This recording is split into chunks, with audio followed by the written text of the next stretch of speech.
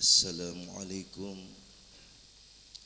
warahmatullahi wabarakatuh.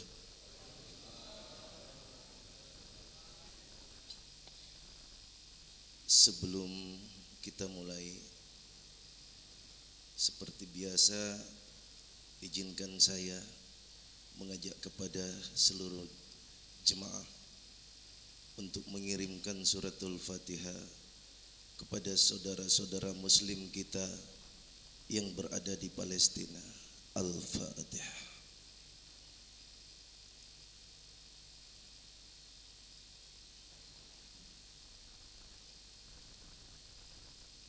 Amin, amin, amin ya rabbal alamin. Andai saja jasad tak mampu ke sana jihad, ataupun amwal tak dapat berbagi infak sedekah, alim ulama bagi tahu bahwa minimal doa-doa kita yang sampai ke sana, insya Allah. Alhamdulillah, alhamdulillahilladzi ahyana ba'dama amatana wa ilaihin nuzul. Alhamdulillahi rabbil alamin. Allahumma salli ala sayyidina Muhammadin wa ala alihi wa sahbihi ajma'in.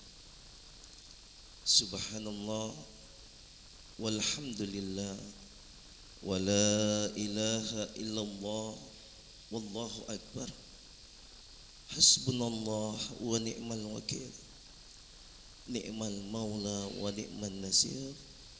Wala hawla wala quwata illa billahil aliyul azim. Ya ahbabnal kiram, para alim ulama, para tokoh masyarakat, Bapak Imam beserta seluruh perangkat, para jemaah Subuh Berkah Masjid Raya Kota Parepare, bil khusus panitia penyelenggara acara Subuh Berkah yang insya Allah dimuliakan oleh Allah Jalla Jalaluhu.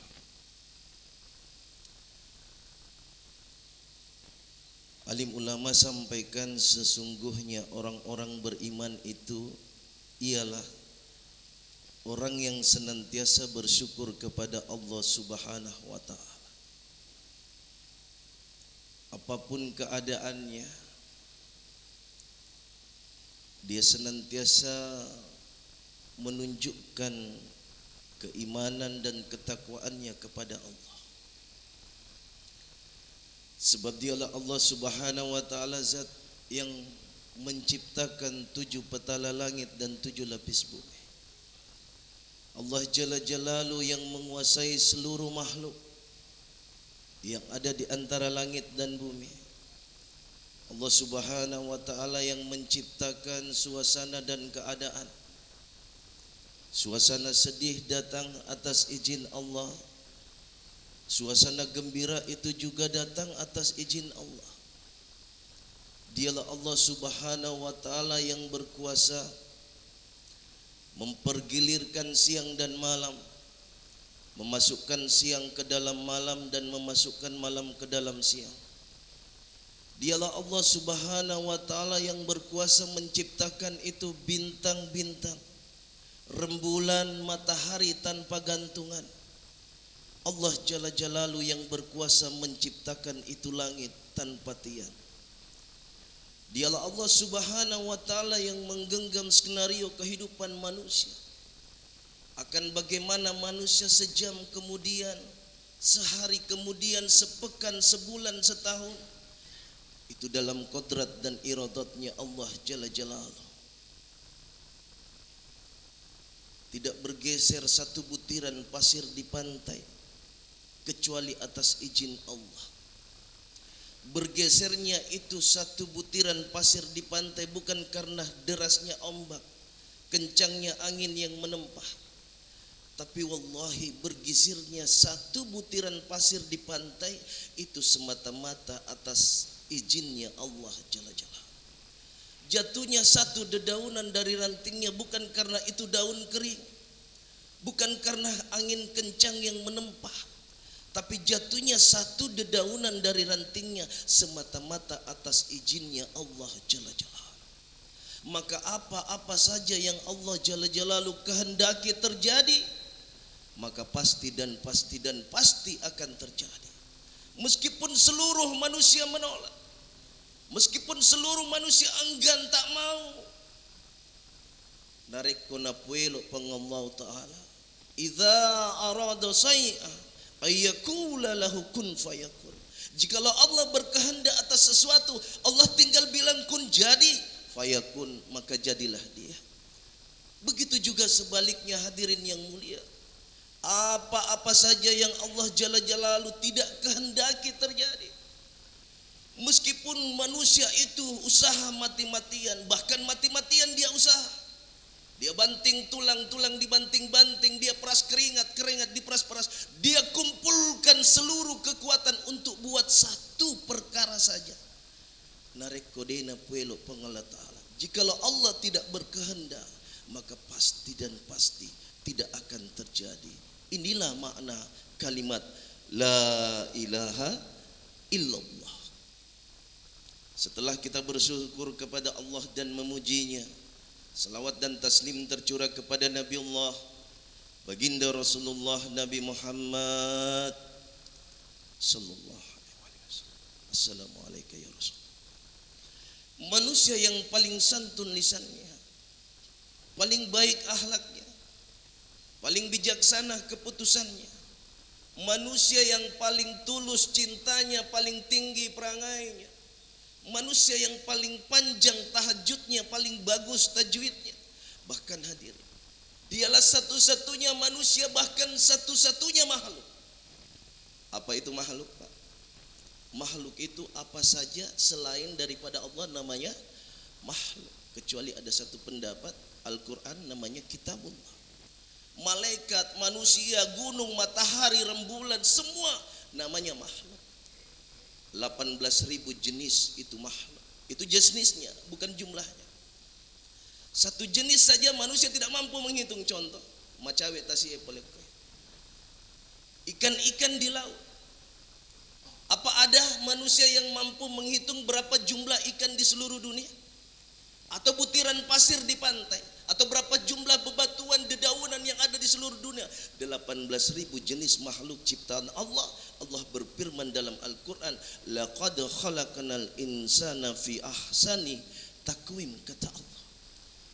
Dan kami telah ciptakan manusia sebaik makhluk, asraful makhlukat, makhluk yang paling sempurna. Siapa?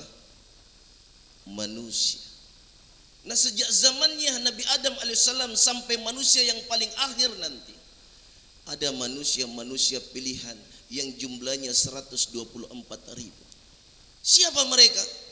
Biasa kita sebut dengan panggilan Nabi. Jumlahnya 124.000. Ada 313 orang di antara mereka yang dilantik menjadi Rasul. Dia Nabi sekaligus Rasul. Dari 100 lembaran sahifah. Sebelum 4 kitab besar diturunkan, Sabur oleh Nabi Daud alaihissalam, Taurat oleh Nabi Musa alaihissalam, Injil oleh Nabi Isa alaihissalam, dan Al-Quranul Karim oleh Nabi Muhammad sallallahu alaihi wasallam. Ada 25 Nabi dan Rasul yang ditulis namanya dalam Al-Quran. 5 Nabi ulul asmi, 1 imamul anbiya. Tidak ada satupun Nabi, tak satupun Rasul, bahkan tidak ada satupun makhluk yang namanya disandingkan dengan namanya Allah, kecuali makhluk yang terbaik, manusia pilihan yang diberi gelar Habibullah. Malaikat yang tak terhitung jumlahnya, yang dipimpin oleh 4 punggawanya, malaikat Jibril alaihissalam, Israfil alaihissalam, Mikail alaihissalam, dan malaikat maut Israil alaihissalam. Tidak satupun malaikat yang disandingkan dengan namanya Allah, kecuali Nabi Muhammad sallallahu alaihi wasallam. Assalamualaikum ya Rasul. Siapa saja yang mencintai beliau. Dalam satu penggalan hadis, man ahya sunnati faqad ahabbani wa man ahabbani kana ma'i fil jannah. Nigi tahu patuai sunnahku maka dia nabi tak. Berarti napoji ka dia cinta kepadaku. Na nigi tahu poji ka si bawa ka ukulalan na surga. Mudah-mudahan kita semua digolongkan orang-orang yang dicintai Nabi dan mencintai Nabi. Napa muka di mai? Tadi saya dipesan 20 menit. Hadirin yang mulia. Perkara yang paling penting dalam kehidupan manusia adalah perkara agama. Adalah perkara agama. Agama itu lebih penting daripada sekedar minum. Lebih penting dari sekedar makan. Lebih penting dari sekedar kawin. Agama itu penting. Satu ketika malaikat Jibril alaihissalam datang menemui baginda Nabi sallallahu alaihi wasallam.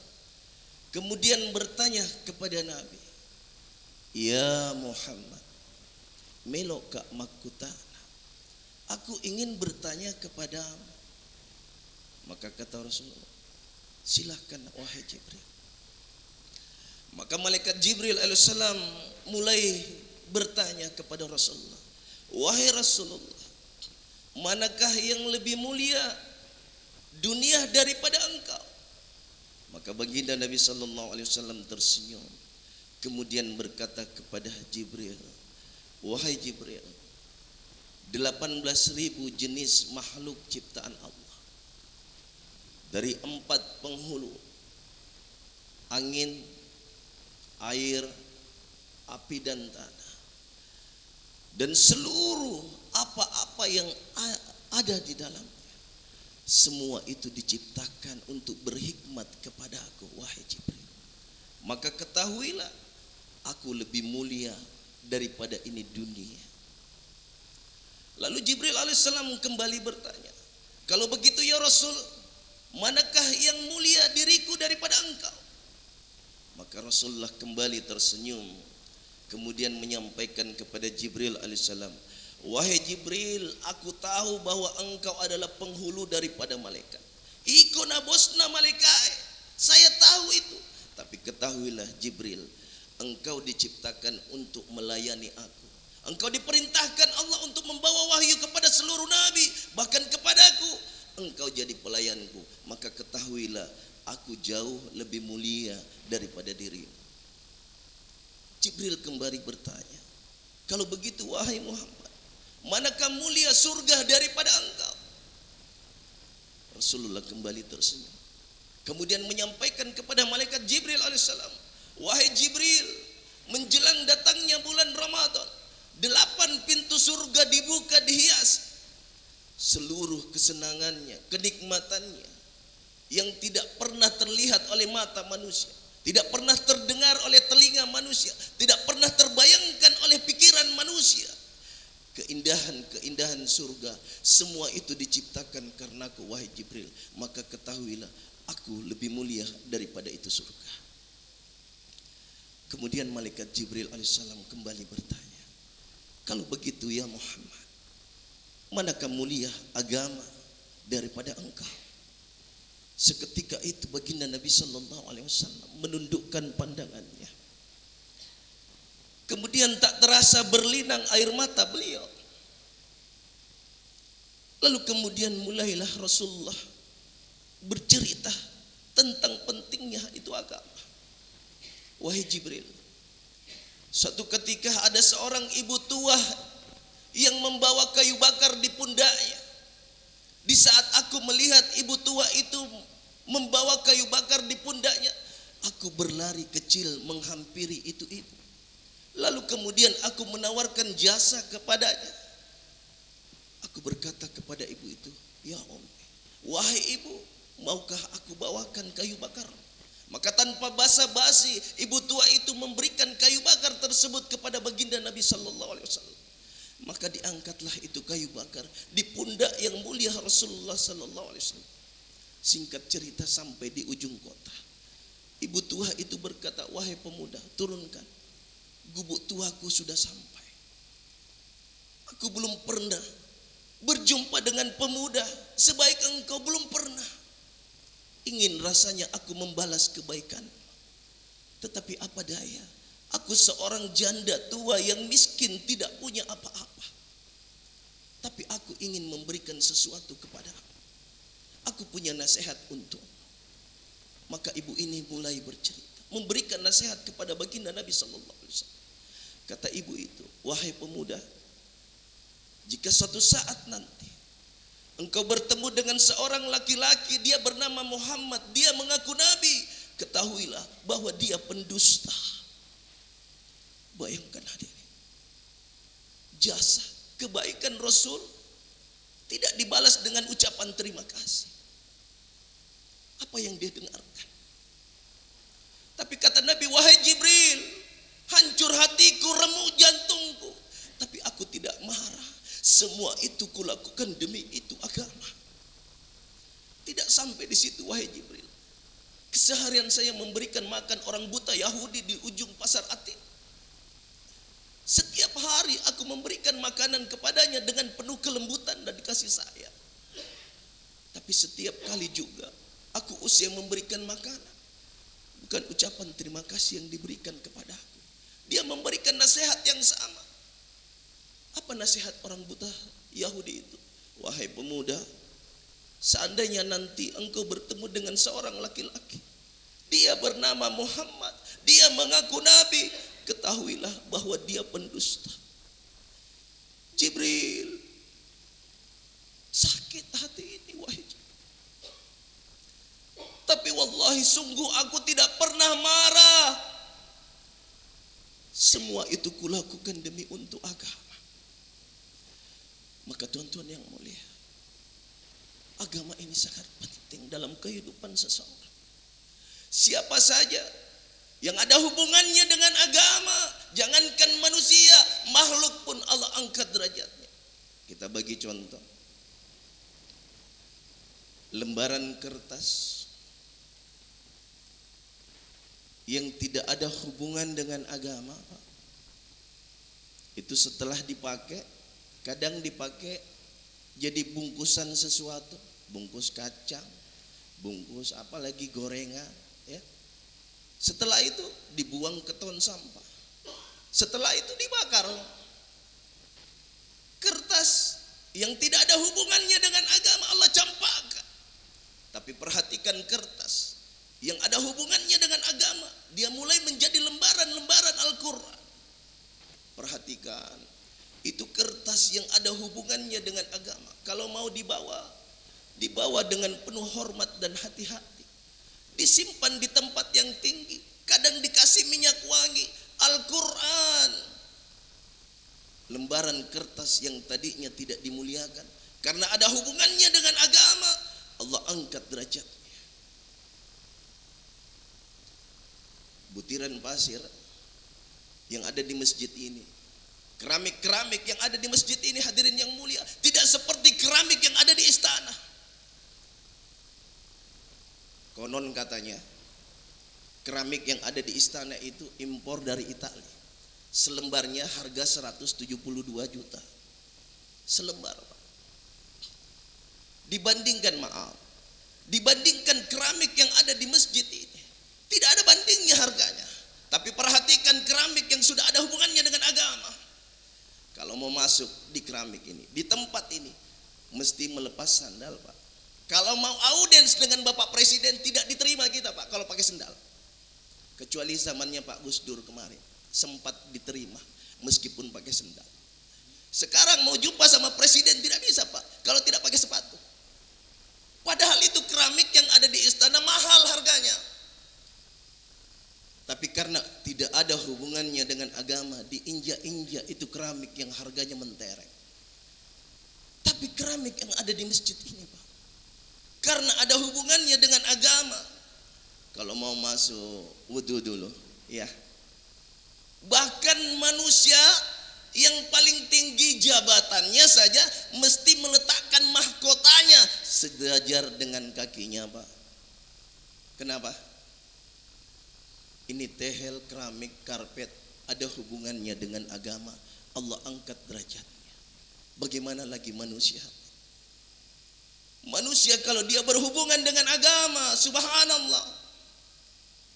Panitia Masjid Raya Masya Allah belakangan ini luar biasa.